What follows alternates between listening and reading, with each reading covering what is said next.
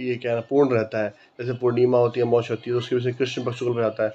तो चंद्रमा कभी भी एक स्टेबल ग्रह नहीं है, तो वो हमेशा अस्त होता है या बढ़ता है, तो वो तुरंत ही वैसा का वैसा फल देता है।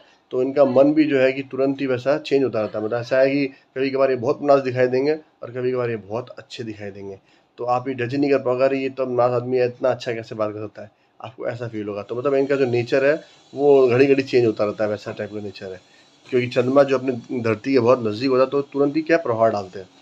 तो एक फर्स्ट हाउस में बैठा तो उसके अंदर ये दिखाता है कि इनके पास इन्वेस्टमेंट भी होगा, प्लस इन्वेस्टमेंट ज़्यादा दिन टिकेगा नहीं, वो टूट जाएगा, क्योंकि जब चंद्रमा क्या आगे पीछे होता रहेगा तो उसके कारण का इन्वेस्ट चलता रहेगा। प्लस चंद्रमा यहाँ बैठा हुआ तो ये दिखाता है कि यहाँ पैतृक संपत्ति भी इनको प्राप्त होगी, लेकिन समय समय पर क्या वो भी तकलीफ देने वाली होगी। कभी बढ़िया भी रहेगा, कभी अच्छा भी रहेगा, कभी वो तकलीफ देने वाला भी रहेगा। ये दोनों चीज़ें यहाँ पे दिखा रही है। तो अब दूसरा भाव में आते हैं हम। उधर क्या है कि ये भाव सूर्य का है, और सूर्य जो है उठ के 12 में बैठ गया। मतलब ये भाव जो है कि जो पैतृक संपत्ति प्राप्त होगी, ये सब जो है वो बाहर जाके बैठा हुआ है।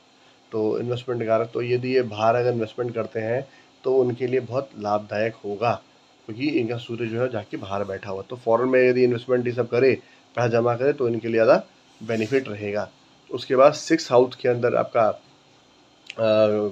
इनका केतु बैठा हुआ है, सॉरी 3rd हाउस के अंदर, जिसका मालिक जो है बुध है और ये कन्या राशि है।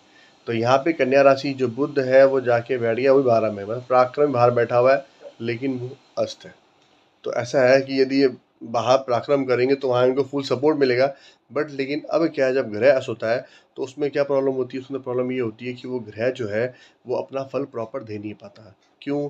जो ग्रह के जो रेशमियाँ होती है या फिर ऊर्जा होती है, वो सूर्य की रोशनी में ढक जाती है। मतलब ऐसा है कि सूर्य उसको मतलब कि यहाँ तक उसकी रोशनी पहुँच नहीं पाती है। जैसे बुध क्या उसके कुछ ज़्यादा ही बगल में रहता है, जिसके कारण क्या है कि अब सूर्य इतना बड़ा और बुध इतना छोटा, तो उसकी रोशनी वहाँ छुप जाती है, वो घर पहुँचती नहीं है। जिसके कारण क्या होता है कि मनुष्यों को जो जातक है उनको उसका प्रभाव नहीं फैलता। तो ये पराक्रम करते भी है तो भी लोग को समझ में आती नहीं कि कितनी मेहनत कर रहा है। उनको ये लगता है कि बस ये मतलब गलत कर रहा है, फाकी मार रहा है, ऐसा उनको प्रतीत होता है। तो वो कितने मेहनत करे उनको कभी किसी को दिखता ही नहीं कि वो कुछ मेहनत कर रहे हैं, ऐसा। तो बुध यहाँ पे अगर मतलब कि क्या है कि इसमें अस्त है।